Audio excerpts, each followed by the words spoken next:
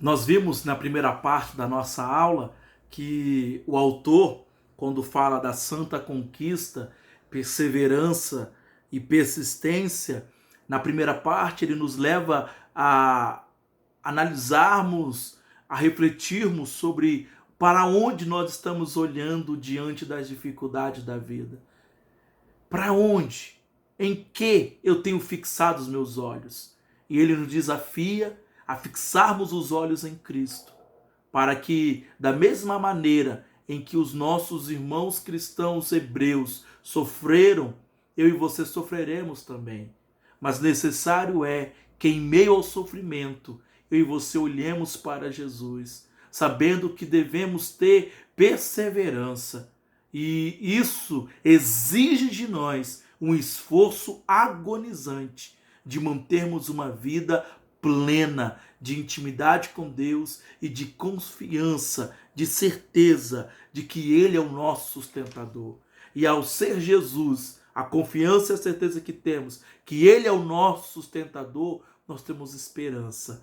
Nós temos perseverança com esperança no fato de saber que Ele que me sustenta já preparou um lugar para mim.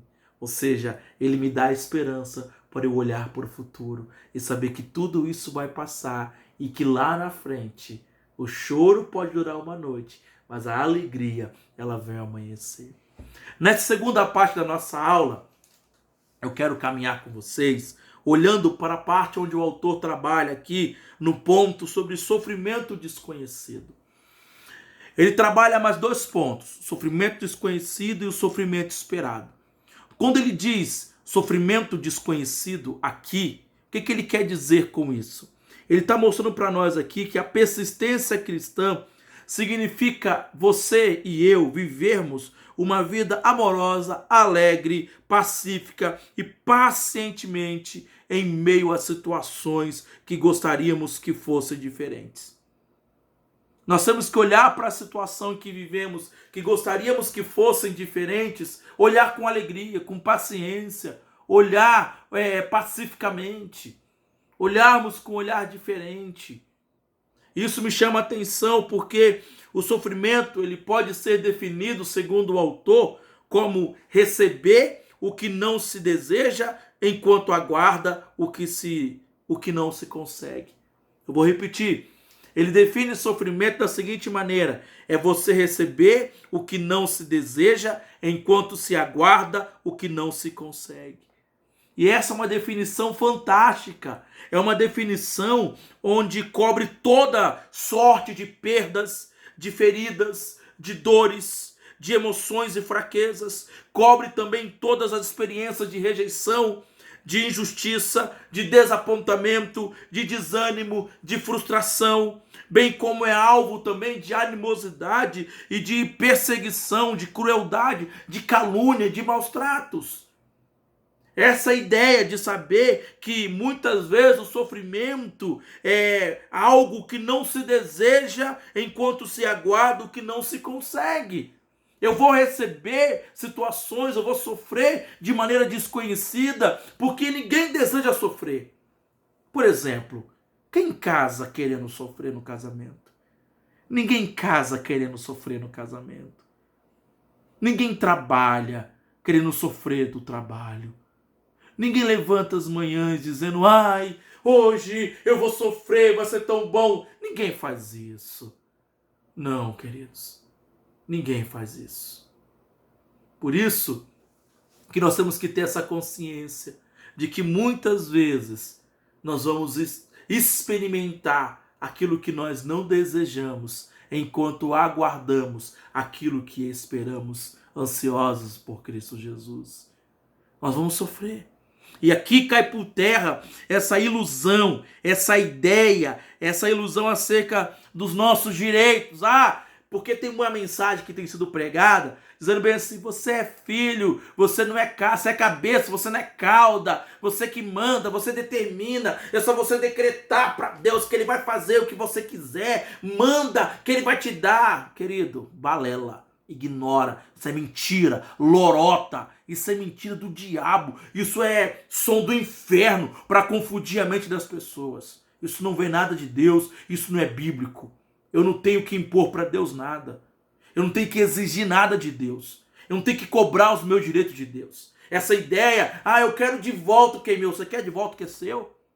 Tem certeza disso? Você quer o seu direito? Sabe o que você merece? Sabe o que eu mereço? Sabe o que nós merecemos? Condenação. Porque somos pecadores. Agora, por que não somos condenados? Porque ainda não fomos condenados. Porque Cristo pagou o preço por nós. E você não merecia, nem eu merecia. Nós não merecíamos, mas Ele fez. Então, essa ideia de ilusão, de achar que tem que esperar de Deus que nos dê, não, Deus tem que me dar saúde, Deus tem que me dar riqueza, Deus tem que me dar prosperidade, Deus tem que me dar tudo isso, não. Deus tem que me dar facilidade, Deus tem que facilitar para mim, não, querido. É porque você é filho de Deus que você está isento do sofrimento. Negativo.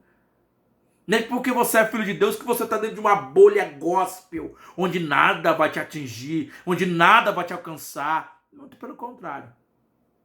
Estamos sujeitos a todos os sofrimentos desta vida. Prepara-te. Estamos sujeitos a todas as circunstâncias adversas. Então prepare. Não é, ou não pense, não, agora casei na igreja, meu casamento vai ser uma bênção, só vai ser alegria, love, love, love. Mentira! Iludiram você. Iludiram. É luta.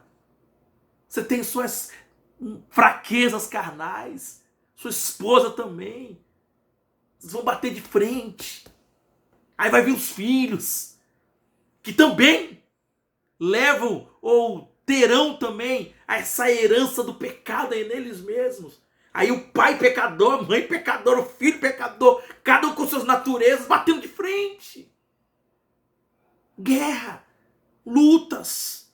Então nós temos que saber de uma coisa. Aí entramos para a nossa questão prática e finalizando, indo para os finalmente da lição. O sofrimento esperado. Você tem que saber que haverá sofrimento, irmão. O sofrimento é especificado na Escritura como parte do chamado de cada cristão. Cada cristão, quando é chamado por Deus, ele deve saber que ele vai sofrer. Vai sofrer, deve ser esperado e mesmo também valorizado. É isso que Tiago vai dizer na sua epístola. Tende por motivo de alegria o passardes por várias provações. Tende por motivo de alegria. Não que o cristão tem que ser aquela pessoa que goste de sofrer. Não. Você não tem que bater o carro. Ai, que alegria. Oh, bati meu carro. Oh, que legal. Não. Não. Não é assim, queridão. Deus não nos isenta. Ou Deus não isenta os cristãos dos problemas dessa vida. Nós vamos pagar o preço. Agora a pergunta que deve ser feita diante disso, se eu tenho que esperar o sofrimento, legal, entendi isso. Se o sofrimento faz parte do viver cristão, beleza, eu entendi isso, legal, pastor Eliel, eu entendi. Sofrimento eu tenho que esperar, faz parte da minha vida. Agora, por qual motivo? Jesus não pagou nossos preços? Não pagou o preço na cruz do Calvário pelos meus sofrimentos? Pelos meus pecados? Por que eu tenho que sofrer nessa vida? Qual é a razão do sofrimento se ele já pagou o preço na cruz do Calvário? Talvez você esteja se perguntando isso. Porque alguém um dia já perguntou isso. E sabe qual é a resposta? A resposta é simples, querido irmão. Veja bem, Jesus, Deus, o nosso Pai, Ele permite que soframos por algumas razões. Anote bem e nunca se esqueça disso. Ele permite o sofrimento para moldar o nosso caráter. Jesus permite o nosso sofrimento para moldar o nosso caráter. Para moldar o nosso caráter. Deus faz com que as nossas feridas sejam um instrumento para a nossa transformação moral, nos assemelhando à imagem do nosso Salvador. Enquanto não assemelharmos a Cristo, nós não estaremos prontos. Não estaremos prontos. A maneira como isso acontece, o autor aos Hebreus explica para nós. A maneira que ele trabalha isso. Por isso que você deve esperar o sofrimento, porque o sofrimento vai moldar o seu caráter.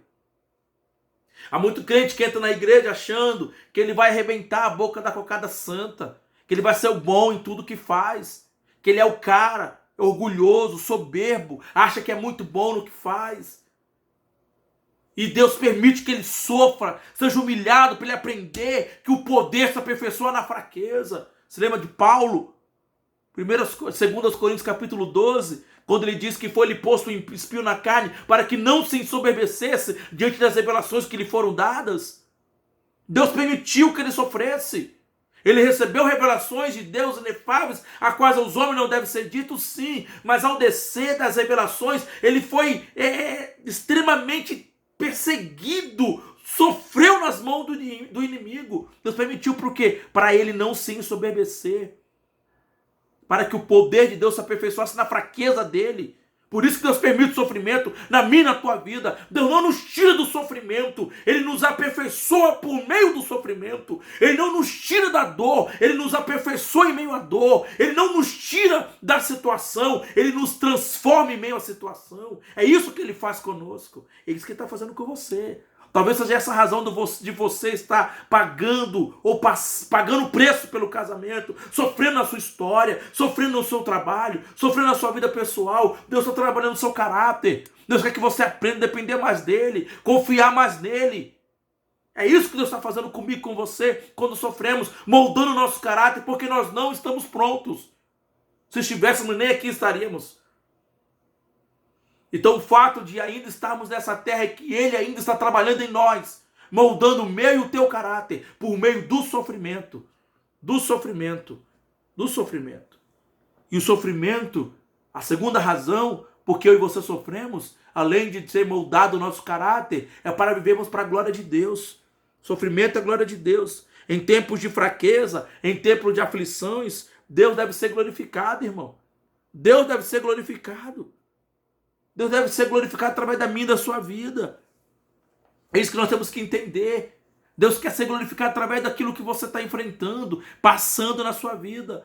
E aí vai mostrar e demonstrar a sua maturidade espiritual. Se você é um crente que quando passa por desemprego, começa a murmurar, questionar, reclamar. Ai, cadê Deus? Por que está acontecendo isso comigo? Ai, o Senhor me abandonou. Ah, meu Deus, eu não mereço tudo isso. Eu sou bom, eu sou assim, eu sou assado, queridão. Para com isso.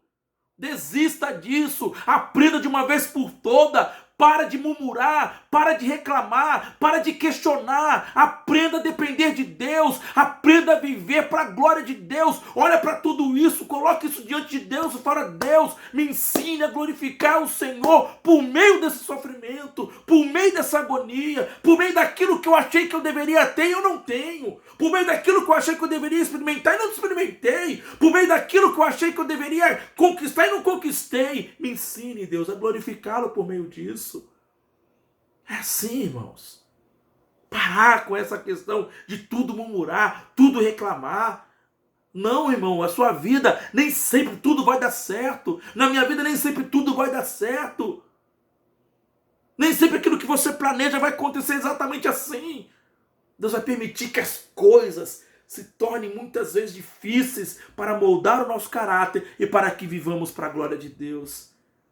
A outra razão do porquê que eu e você sofremos é para mostrar, queridos irmãos, é para mostrar, segundo o autor fala aqui, ó, ele fala da lei da colheita, a lei da colheita. Lá em João, ele fala: antes que haja bênçãos em todos os lugares, haverá primeiro sofrimento em alguns lugares. João 12, 24. A lei da colheita. Eu e você vamos pagar um preço por vivermos como cristãos. E quando nós nos entregamos para Cristo, a gente precisa ter essa consciência e ter essa noção de que nós vamos sofrer por amor a Cristo. No verso 26 do Evangelho, segundo o autor, João capítulo 12, verso 24, no verso 25, 26, ele fala: se alguém me serve, siga-me. a ideia de você abrir mão de tudo para servir a Ele? O que está te impedindo de servir somente a Cristo? A implicação natural, segundo o autor aqui para nós, é que ele requer que todos que são seus vivam pela mesma lei da colheita, pela qual ele mesmo viveu, tornando-se a semente que morre para que possa dar fruto. Ou seja, quando servimos ao Salvador em nosso mundo, nós morremos muitas vezes. Temos que morrer para este mundo. E a chamada para Deus é para que vivemos somente para Cristo. Por isso que você sofre. Porque nós estamos presos às coisas deste mundo. Sabe por que sofremos?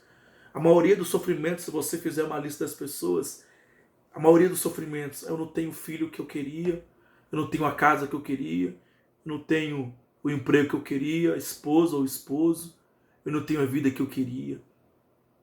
Eu queria ter a minha vida assim, eu queria que a minha casa fosse assim, eu queria que a minha vida fosse assim, eu queria morar naquele tal lugar, eu queria viver dessa maneira. Sofrem por questões materiais, coisas terrenas, que aos olhos espirituais supérfluas demais.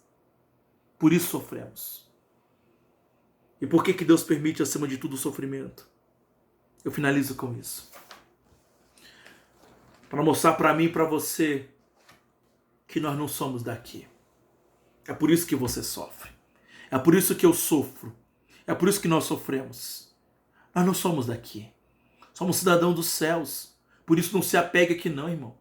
Pare de sofrer. Porque você não tem aquele carro, não tem aquela casa, ou não tem aquele emprego, não tem aquele dinheiro. Pare de sofrer por coisas materiais. Invista no que é eterno. Invista no reino de Deus. Invista na tua vida espiritual. Cuide da sua vida espiritual. Que Deus possa abençoar a tua vida. Essa última lição trabalha exatamente essa ideia de perseverança. Onde eu e você precisamos perseverar. Estar atentos. Olhar firmemente, fixamente, somente para Jesus. É uma santa conquista. Persistência e perseverança. Não é fácil, mas não é impossível. Tudo é possível ao que crê, diz a palavra de Deus. Vamos orar. Nós vamos colocar diante do Senhor nessa manhã as nossas vidas. Não sei se você está sofrendo. Eu não sei qual área tem sido mais atingida na sua vida. Talvez seja o seu casamento. Talvez seja a tua vida espiritual. Talvez seja no teu trabalho. Qual é a área da tua vida que tem sido atacada, bombardeada? Qual é a área? Vamos orar por isso nessa manhã. Vamos colocar isso diante de Deus. Pedir que Deus te dê sabedoria e graça, força para você perseverar, crescer em santidade. Porque essa perseverança nos traz santidade. Santidade nos leva à perseverança. Ó Pai, nessa manhã nós te agradecemos por mais um estudo da tua palavra. Te agradecemos, ó Pai, por essas aulas que tivemos gravadas, onde não podemos estar no templo estudando junto, pessoalmente. Aprove o Senhor que essas últimas lições fossem dadas assim. Ó Deus, que o Senhor possa ajudar a tua igreja, o teu povo, a crescer, a amadurecer, Pai. Que possamos amadurecer, meu Pai, em vida contigo, em santidade, em vida espiritual, em comunhão com o teu Espírito Santo, ó Pai. Nos ajude nisso, Pai.